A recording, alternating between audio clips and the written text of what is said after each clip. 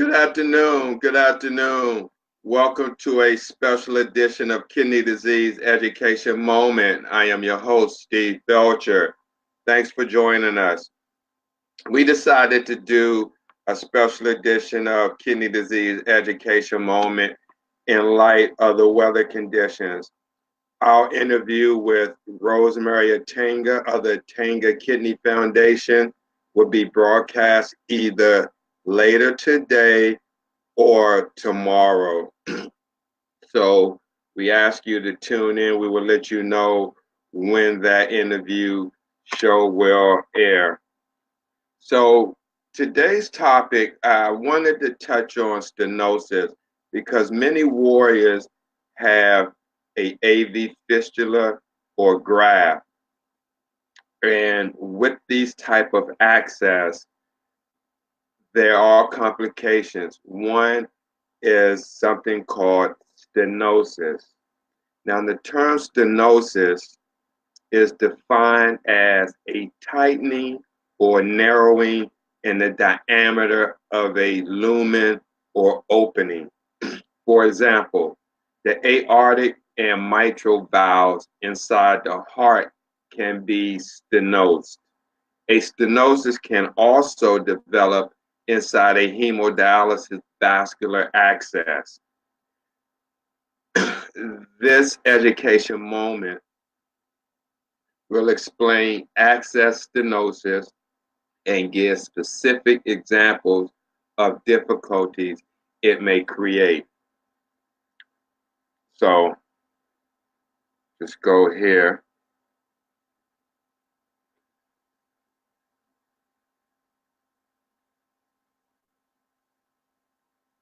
All right.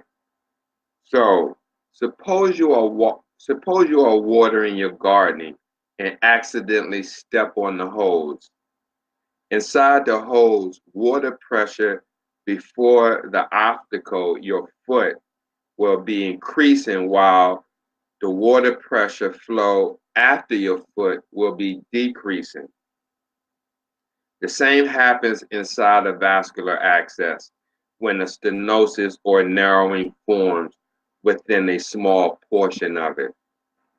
Prior to the stenosis, the pressure within the access lumen will increase, while after the stenosis,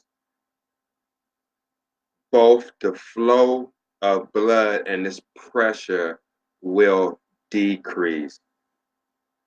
The problems that develop when the stenosis occur vary depending on where the stenosis is located. For example, if an access stenosis is located before the arterial needle, i.e. between one's heart and the needle that sends the blood to the dialyzer, less blood is getting to the needle. It will become harder for the blood pump to pour adequate amounts of blood from the access, and it will become harder to effectively clean the blood of waste. This type of stenosis, called an inflow stenosis, is mostly commonly seen with new AV fistula. So if you got a new AV fistula, just want to be mindful of that the blood flow is good, there's no narrowing. In the center, they do what's called an access check to see if any of this is occurring. If the stenosis is located after the venous needle that returns the blood to the body, it becomes more difficult for the blood to leave the access, and it also may take longer for the needle site to stop bleeding post-treatment. I've seen that many times. This type of stenosis and outflow stenosis is more common with AV grafts, and outflow stenosis can lead to access recirculation, where blood returning via the venous needle is inadvertently pulled back through the needle, through the arterial needle, and circulates back through the dialyzer, thereby decreasing the amount of new blood to be clean. Again, effectiveness of the dialysis treatment can be decreased. The change in blood flow and turbulence created within any access can cause stenosis to develop. But there are actions you can take to decrease your risk of a stenosis developing or going unnoticed. One, avoid putting pressure on the access extremity for extended periods of time.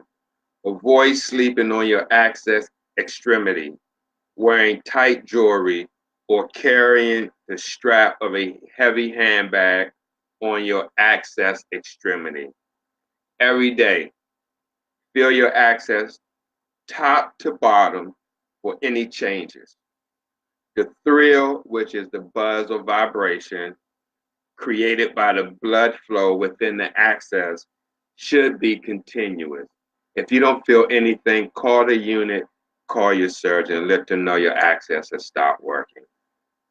If you notice this vibration decreasing and finding what feels more like a typical pulse beat, talk with your caregiver.